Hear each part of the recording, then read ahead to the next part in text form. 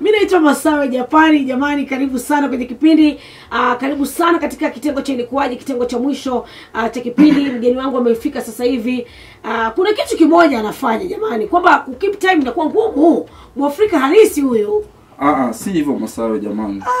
Masawe ukajua mali nimetoka dada. Unajua ni safari ya pili. Walishasahau usiwakumbushe. Wanawake wote tunaweza mingi makosa. Dadangu usifanye hivyo. Mambo lakini. Mambo sawa kabisa. Karibu sana kwenye kipindi. Nafurahia sana kwamba leo umeweza kujumuika na mashabiki wa Radio Jambo. Geuza mic kuangalie. Mambo ya radio ni ngumu jamani. DJ Shiti unajulikana sana kwa kuigiza. Hususan kipindi cha The Real Househelps of Kawangware. I tell you.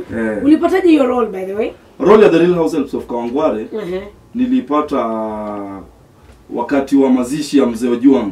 Really? Okay. Wakati wa mazishi wa Mzee Ojuang kuna rafiki yangu anajulikana kama comedian YY. Nadhani unamjua sana. Yes. Comedian YY aliniambia usiku he keeps time. Tuende. Aliniambia tuende kwa mazishi. Sasa tukiwa kwa mazishi wakati tulikuwa bado Churchill Row. Mimi nilikuwa Churchill Row, alikuwa Churchill Show. I tell you. Lens wewe. Sasa kufika pale ndiye akaniambia kufika pale ndio wakafanya tu kama mzao akiwa na Eddie Butita. Wakamwambia Abel Mtua wakati huo ndiye alikuwa mwandishi. Okay. Kesho zako na nimejua naweza kuandikia nini. Okay. Kuja kesho set saa 1 ukue town. Kuna van inachukua watu pale. Okay. Nikakuwa town by saa 11:30. Hustling is real. By saa 11. Sura kama leo umeniita nilikuwa Nakuru lakini nikasema lazima nikimbie niingie kwa hiyo interview kwa sababu Radio Jambo station kubwa, alafu Masawe pia nilikuwa namsikia tu kwa radio wakati niko Nakuru. Sasa imefikia wakati Masawe ananiita radio. Ni neema. Sasa nilikuwa Nakuru event. Ulikuwa unafanya kazi gani kabla uanze kuigiza? Nimekuwa nikiigiza tu. Kutangu kitambo lakini kwa sababu kuigiza ilikuwa ija peak. After nimekuwa nikiigiza tangu high school ndio. Hata ikiwa college nimekuwa nikiigiza. But since haiko imepeak, unajua kuigiza pia hii industry yetu si mchezo. Inachukua muda Inachukua muda. Okay. So nilikuwa nafanya kazi zozote tu zile ambao ziko, hakuna kazi ya mkono ambao tujafanya. Kazi ambao tujafanya ni ya uwizi na kunyang'anya watu. Lakini kazi zote ambazo unajua ikuwe ni mjengo, ikuwe nini, zote tumefanya. DJ Shiti ni nani kwa msikilizaji ambaye kwa kweli angetaka kujua na one on one? DJ Shiti ni nani na maana nyingi dadangu. Ni baba, ni mume, ni mtoto wangapi kwa familia? Okay. DJ Shiti ni mtoto wa 8. Really? Wa 6. Uko wangapi kwenyu? Tuko wa 8. Okay. Ni mtoto wa 6. Mama baba mmoja? Mama baba mmoja. Umekuzwa wapi? Nimekuzwa mahali kunaitwa National Housing Changamwe, alafu tukahama Mombasa. Alafu tukahama mahali ambapo amenishape ni Nakuru. Okay. Tukahama nikiwa bado primary. Tukaenda Nakuru. Baba alikuwa anafanya kazi gani? Kenya, unajua tu Kenya Railways. Okay. Mama naye? Mama alikuwa mwalimu wa primary. Alafu kwa sababu ya hali sijui nini ilifanyika akakuja akaswitch. Nadhani alifanya ualimu tu kwa sababu ya wazazi wake, lakini passion yake ilikuwa ni biashara sana. Kwa hivyo sasa yeye ni mfanya biashara. Akaswitch akaanza kufanya biashara ya samaki. Okay. Watu katika familia kuna mmoja ambaye amechukua line yako ya uigizaji ama tuko na madaktari, tuko na kina nani kwa familia hii ya kina DJ Shiti? Kwa familia hakuna mtu amechukua uigizaji. Wale ambao wamechukua uigizaji ni watoto wa ndugu zangu, wa dada zangu ndio wamechukua. Lakini hakuna kwetu, watu wote ni wapole sana. Really? Si watu ambao wanaweza ongea mbele ya watu. Wewe ndio kelele kwa familia. Sasa ilikuwa unajua hao ndio walinisukuma kwa hiyo. Kwa sababu kuna tuko na familia yetu na consist of Wajaluo na Waluya. Wakenya kutoka magharibi. Churchill alikuwa anatuambia tusiseme Wajaluo ama Waluya. Sini wako.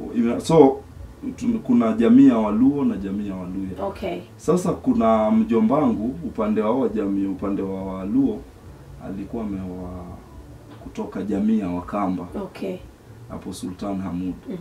anti yangu alikuwa anaitwa Faustin Mudheu. Mwenyezi Mungu alaze roho yake mahali pema peponi. Alikuwa lecturer hapa UON. Sasa wakati walioana na mjomba wangu, kwa sababu mjomba wangu alikuwa anafanya railways pia. Yeah. Alijifunza Kijaluo. Okay. Akajua Kijaluo kabisa kwa sababu mama ni Mjaluo. Akajua Kijaluo kabisa. Lakini accent ya Kikamba haikufanya nini?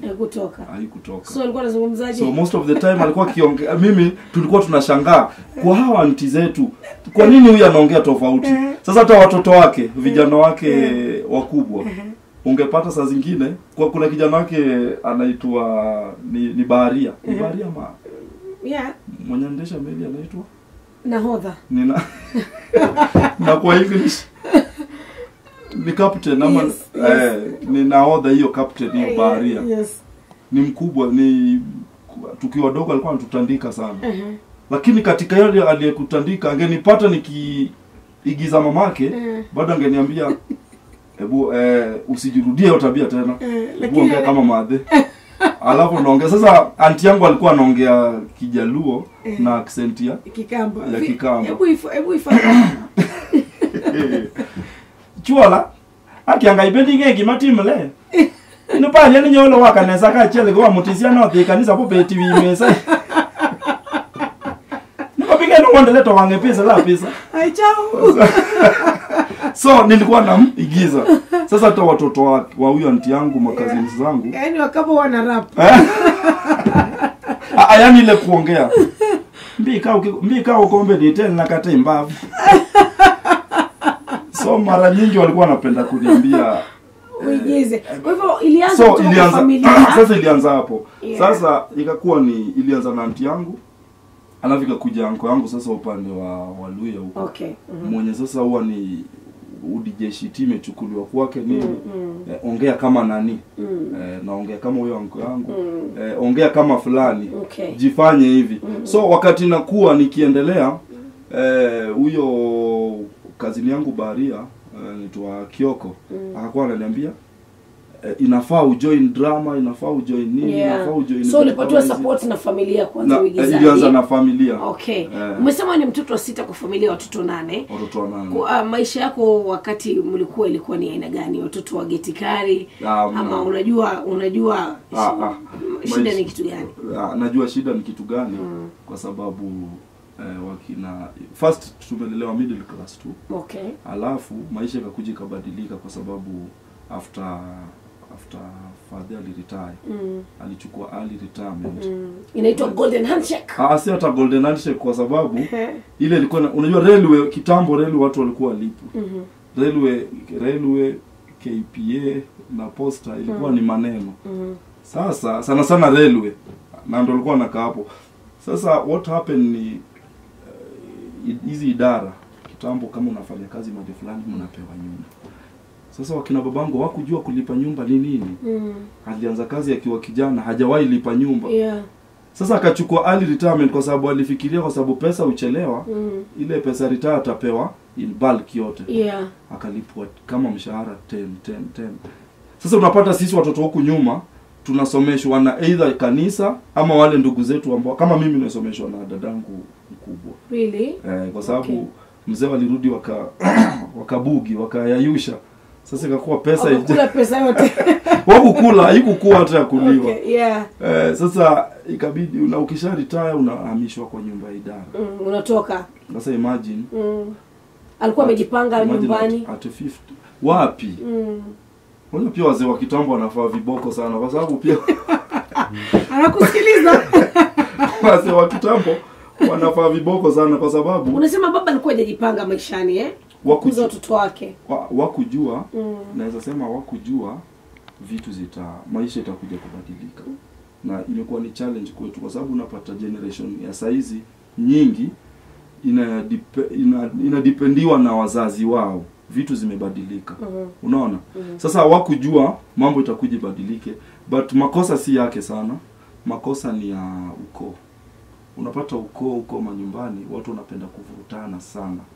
Sasa yeye hakutaka tuende huko kwa ukoo kwa sababu ya hiyo wrangles ambayo ilikuwa. Historia DJShiti. Umesomea nini? After high school. Yes. Nilikuwa high school ndio nimesomea public relation. Okay. Wow. Hukutaka kuingia katika sector, corporate? Nilitaka, lakini sasa hela ilikuwa wapi? Kwa sababu hata hiyo nini pia sikumaliza. Ukumaliza unanuia kumaliza, pengine sasa hivi unajiweza. Elimu ni kitu nzuri sana. Elimu ni kitu nzuri sana na kwanza napigania wale wadogo zangu, kwa sababu mimi ndio nategemewa na watoto wa ndugu zangu, watoto wa dada zangu wadogo, wazazi huko, unaona. Kwa sababu hii usanii wakati imekuja vitu zikafunguka, huwa ikukujii wewe. Huwa ni njia Mwenyezi Mungu ameleta uweze kusaidia watu wengine. Ulishika milioni yako ya kwanza lini?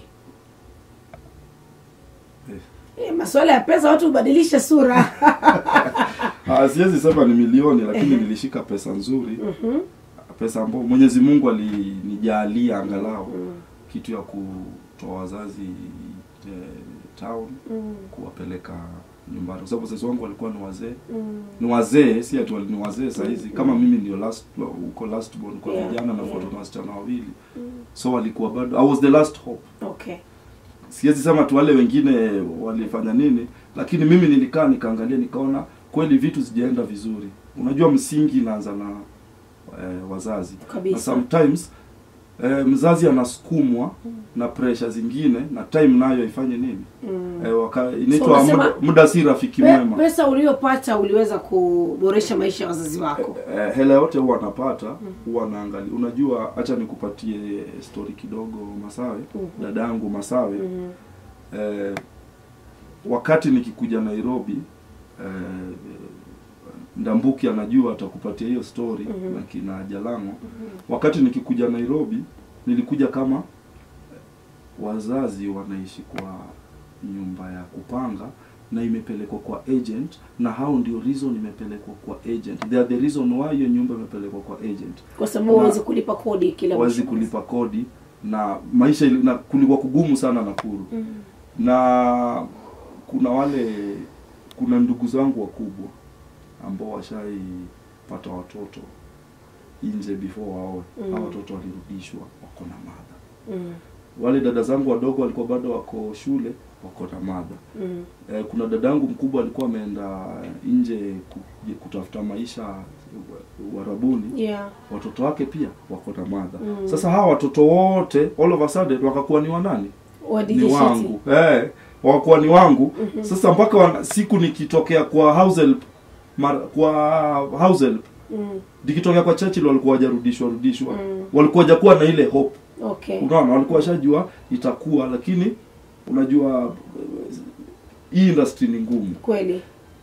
Kwa Churchill ilikuwa ni kuanza. Wakati nimetoka kwa Churchill nimeenda kwa kipindi kingine, inaonesha kwa hivyo amepiga hatua. Pesa zimeongezeka. Si hata hela watoto wote wakaletwa. Hiyo ndio maana pengine umechelewa kuoa kwa sababu unalea watoto wa dada zako na ndugu zako. Kwa issue ya kuoa hiyo nikikuja wakati wa pili nitaizungumzia sana hiyo. Rumor has it that you are dating a married woman.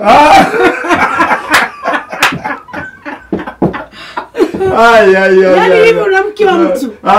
Nani kasema huyo jamani? Mimi nimeona katika mitandao ya kijamii. Mitandao inasema kila kitu. Umesahau kuna wakati mtandao mtu akaandika ati DJShiti ni mtu wa darasa la 3. Hujaisoma hiyo? Let me ask you, ni kitu gani ambacho umeweza kukutana nacho katika mtandao wa kijamii kwa kweli kikakushtua unashinda tu ni mimi nazungumziwa, ni kitu gani ulikiona kikakushtua zaidi? Kitu naweza sema usuperstar mzigo wa miba. Nimeona vingi sana. Lakini ile ambayo ilinishtua ni kusema kuwa ni vingi. Kwanza kuna hiyo ya dada. Unajua karakta yangu kwa house ni ya mtu wa darasa la 3. Ni ya mtu wa darasa la 3, ni mtu primitive, ni mtu yani ni ile mtu mjinga. Sasa wakati bloggers wengine waliona nikaiona sana. Standard 3 dropout, Na juu mtu umefanya public relations sasa tatizo ambayo ilikuwa ni wakati wanasema vitu kama hizo za sijui mtu wa darasa la 3 nini na nini, kitu ambao sipendelei. Kuna watu wajasoma na maisha yao iko sawa kweli, si ndio? Kweli, lakini ni bahati na binadamu hatufai kuishi kutegemea bahati. Tunafaa kufanya kazi kabisa. Sasa wakati DJ Shiti ni kwanza ni karakta ya watoto before ijafikia watu wazima. Watoto wanaipenda sana. Na wakati unasema, so, kitu gani uliona kikakushtua sasa? Ndio nasema wakati unasema hivyo, wakati mtu anasema au mablogger anasema hivyo, wanaonesha wale watoto ambao mimi ni role model wao kuwa mtu anaweza kosa kusoma na mambo ikawa safi, wakati si ukweli. Okay. Unaona? Kwa sababu hata wakati hujasoma na mambo yako ni safi, huwezi manage vitu zako. Jina lako kamili? Jina langu kamili ni Steven Oduor Ndede. Okay. Steve Oduor. Ni Oduor ya Western. Unajua tunashare majina huko. Masawe Japani nikiwa nawe tukimalizia mazungumzo na Steve Oduor. Steve Oduor ni nani? Ni Oduor ya Kiluya. Oduor. Oduor ya Kiluya. Okay. Anyway, DJ Shiti kama anavyojulikana sana katika page zake nyingi na kulingana na kazi yake. Mke na watoto, familia yako you as DJ Shiti, mbona unaweka chini ya maji zaidi? Masawe, inakuaje? Nimesema unajua Masawe hujaniita leo, uliniita last time. Muda ukazingua. Hata leo muda umezingua kidogo. Yes. Lakini nikirudi hapo nitazungumzia hilo sana. Wacha leo nisilizungumzie, naomba dadangu. Okay. Kwa nini? Kwa nini? Anaomba tu kwa sababu ya muda. Okay. Kuna vijana wengi wanakusikiliza, wanakupenda, wanakufuata kama role model wao sasa hivi, na tunakuona kwa kweli umekuwa zaidi sana katika mitandao ya kijamii, Instagram hususan kufuata. You're almost reaching 1 million na umeweza kutengeneza pesa pia kupitia mitandao ya kijamii. Unaweza kutoa ushauri gani kwa kijana ambaye wewe ni shabiki wake mkubwa zaidi? Kwa kijana ambao ushauri ambao naweza kutoa ni kwa hii maisha, kijana ambao unanisikia, uko peke yako, you are on your own. Usingoje mtu yoyote akuje. Umeanza na umeshtua kijana. Unajua lazima kijana ajue. Wacha unajua Masawe, ndio maana ukiangalia kwa mtandao wa kijamii hakuna kitu chochote wana post ambao itapatia kijana fantasy ambao haipo. Ndio maana nasema you are on your own, uko peke yako. Usingoje hata kama dadako ni mtangazaji mkubwa kama Masawe Japani, Afrika Mashariki na Kati na mtambua, bado hawezi kusaidia kama wewe hujajitolea kujisaidia. Kwa hivyo kijana, jitafute, jua kuwa wewe Mungu ameweka kitu special ndani yako, iwe ni mpira, iwe ni talanta, iwe ni benki, iwe ni nini, kwa sababu good things were not meant for certain people, they were meant for everyone mwenye ako determine kuitafuta. Kwa kweli hicho si kizungu cha mtu ambaye amefika darasa la 3. Jamani, watu waache kuonea kwa mitandao. Unajua kama inasemwa na inaleta hela fresh tu. Ni kitu gani kishawahi sema kwa mitandao kikakukwaza zaidi? Kitu ambacho kishaisemwa, unajua kukua hai ni zawadi kutoka kwa Mwenyezi Mungu kabisa, na sio mapenzi, sio kwa nguvu zetu, sio kwa nguvu zako ukue wewe ndio mtangazaji. Okay, sio kwa nguvu za Masawe Japani kukua mtangazaji mkubwa Afrika Mashariki na Kati wa kike ambao Hollywood inamtamani. Hapana.